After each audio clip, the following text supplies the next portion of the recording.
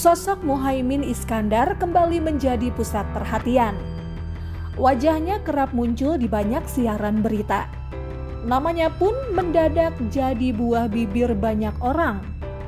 Musababnya, pria kelahiran Jombang 24 September 1966 ini secara mengejutkan dipilih sebagai pendamping Anies Baswedan dalam Pilpres 2024. Sebelumnya, ia tidak pernah masuk ke dalam radar bakal calon wakil presidennya Anies. Tapi fakta berkata lain. Cak Imin, begitu ia akrab disapa, lagi-lagi mengejutkan publik.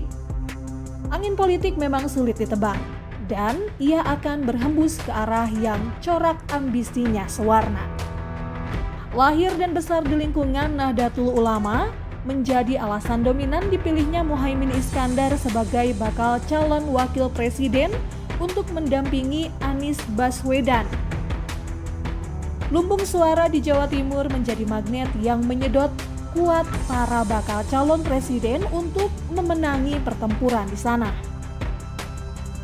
Selain itu, Anies yang sampai sekarang masih diterpa isu SARA membutuhkan wakil yang memiliki kultur sosial keagamaan yang mengakar.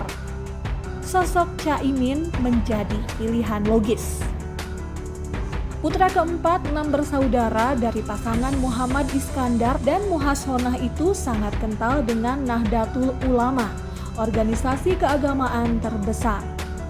Ia adalah cicit Kiai Haji Bisri Syansyuri, pendiri Pondok Pesantren Denanyat, Jombang, juga besannya Kiai Haji Hashim Asy'ari, putrinya Kiai Bisri Solihah, menikah dengan putranya Kiai Hashim yang bernama Abdul Wahid Hashim. Dari pasangan itu lahir seorang anak yang kelak menjadi ulama dan negarawan yang kuat dalam memegang prinsip. Dia adalah Kiai Haji Abdurrahman Wahid alias Gus Dur. Dengan begitu, hubungan Gus Dur dengan Caimin merupakan paman dan keponakan. Namun, kendati punya hubungan keluarga yang erat, dalam urusan politik keduanya sempat bersitegang. Sampai sekarang, ketegangan itu belum mereda dan masih membekas kuat di hati keluarga Gus Dur dan para pengikutnya. Konflik yang bermula dari perebutan kuasa di Partai Kebangkitan Bangsa itu menjadi salah satu dosa politik Caimin yang belum termaafkan.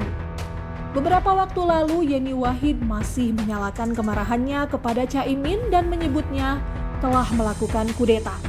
Caimin dikatakan telah mencuri PKB dari Gus Dur.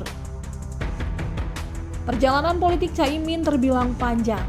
Ia mengawalinya sedari muda dengan aktif di organisasi-organisasi mahasiswa dan kepemudaan.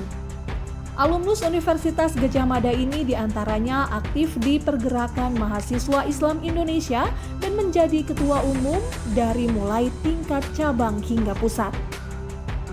Lalu pada 1998, ia ikut bersama para tokoh Nahdlatul Ulama mendirikan Partai Kebangkitan Bangsa dan dipercaya menjadi sekretaris jenderal. Di usianya yang masih muda, yakni 32 tahun, Caimin terpilih menjadi anggota DPR RI.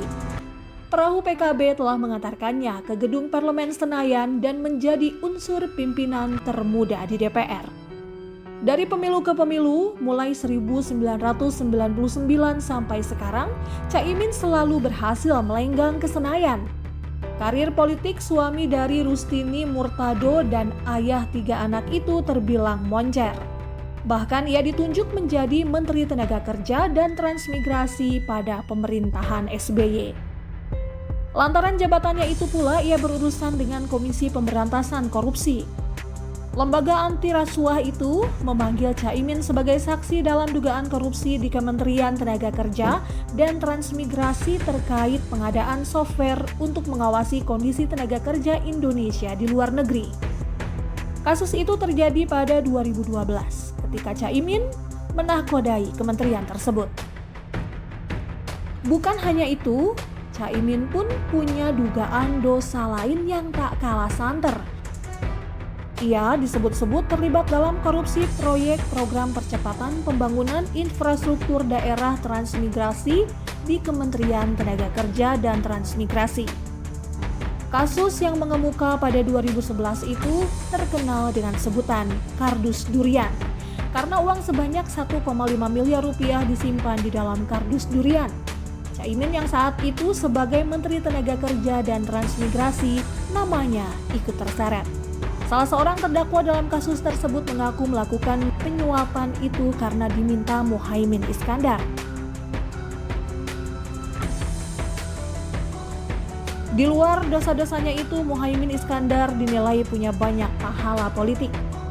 Kepiawaiannya dalam memimpin Partai Kebangkitan Bangsa tak diragukan. Kehadiran PKB telah mampu mendorong kader-kader NU untuk berkontribusi bagi negeri ini di berbagai level, mulai eksekutif hingga legislatif.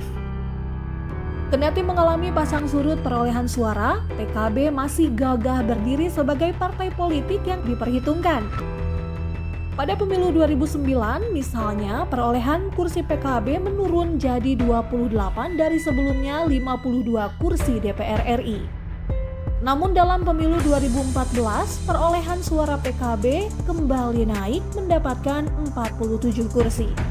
Begitupun dalam pemilu 2019, PKB masuk partai 5 besar dengan mendapatkan 58 kursi di DPR RI.